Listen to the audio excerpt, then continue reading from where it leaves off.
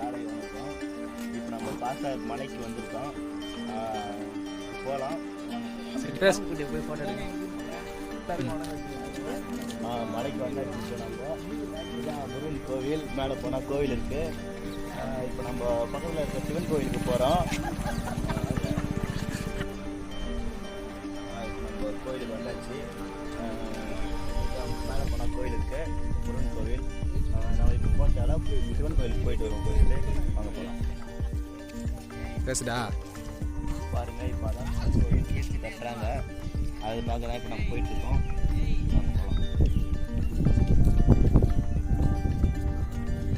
போகிறதான் காட்டாங்க.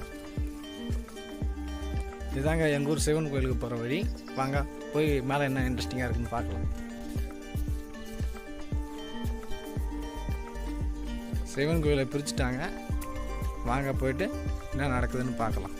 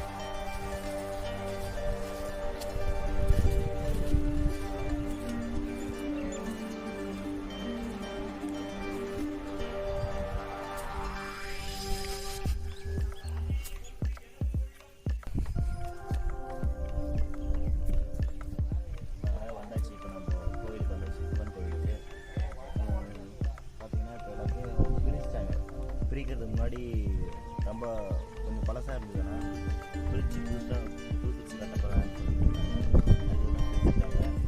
அவங்க கிட்ட போய் பார்க்கலாம்.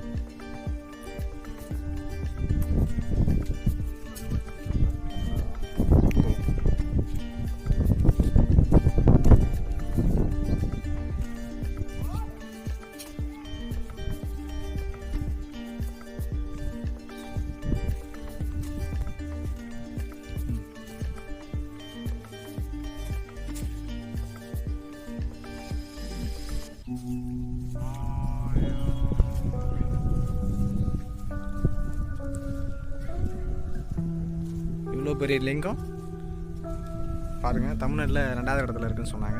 லைட்டு எங்கேயுமே இல்லை அப்படின்னு சொல்கிறாங்க. புதுப்பிச்சு கட்டுறதுக்காக எல்லா இடத்தையும் கடைக்கால் போகிறதுக்காக நோண்டியிருக்காங்க. வாங்க பக்கத்தில் போய் பார்க்கலாம்.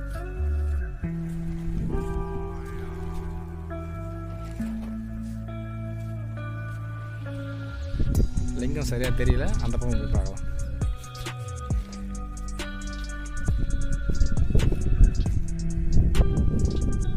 உள்ளே இருக்குது பாருங்கள் லிங்கம், தெரியுதுங்களா? இதுலேருந்து இதெல்லாம் பிரிச்சுதுங்க. எவ்வளோ கல்லுங்கள்லாம் வருது. அந்தளவுக்கு அந்த காலத்தில் எப்படி இவ்வளோ பெரிய கல்லெல்லாம் தூக்கி வச்சுருப்பாங்கன்னு தெரியல. அதெல்லாம் பயங்கரமாக செதுக்கி வச்சுருக்காங்க. இந்த கல்லில் பாருங்கள் எழுதியிருக்காங்க. அந்த காலத்தில் தமிழ் எழுதியிருக்காங்க பாருங்கள். சரியாக தெரியல. இந்த கல் ஃபுல்லாக சுற்றி சுற்றி இந்த கோயில் ஃபுல்லாக அப்படி தாங்க எழுதி வச்சுருப்பாங்க. வாங்க கீழே போய் பார்க்கலாம்.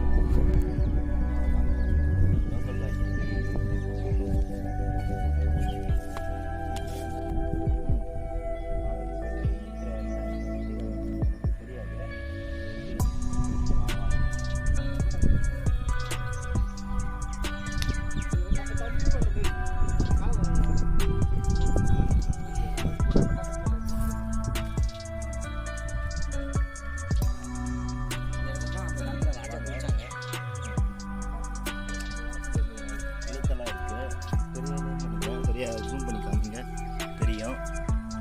இதெல்லாம் எத்தனை வருஷத்துக்கு முன்னாடி எழுதுன்னு எனக்கே தெரியல.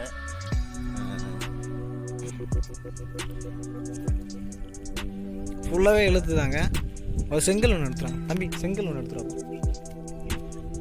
அது என்ன எழுத்துன்னு கூட ஒன்றும் புரியல, தெரியல.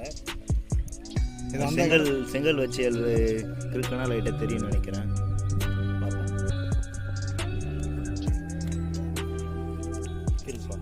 தம்பிக்கு இருக்கு.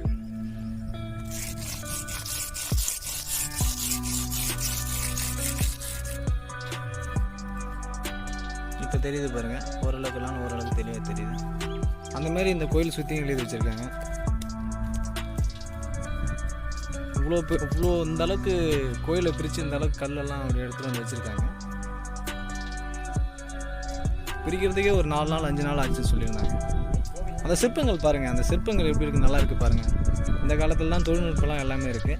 அந்த காலத்தில் இந்த அளவுக்கு தெளிவாக பண்ணியிருக்காங்க. இப்போ மேலே ஏறுறான் பாருங்கள், எவ்வளோ கற்கள். பக்கத்தில் ஒரு ஒன்று பள்ளம் ஒன்று இருக்குது. தம்பி காட்டுப்பா அந்த பள்ளத்தை. பொறுமை போ பார்த்து.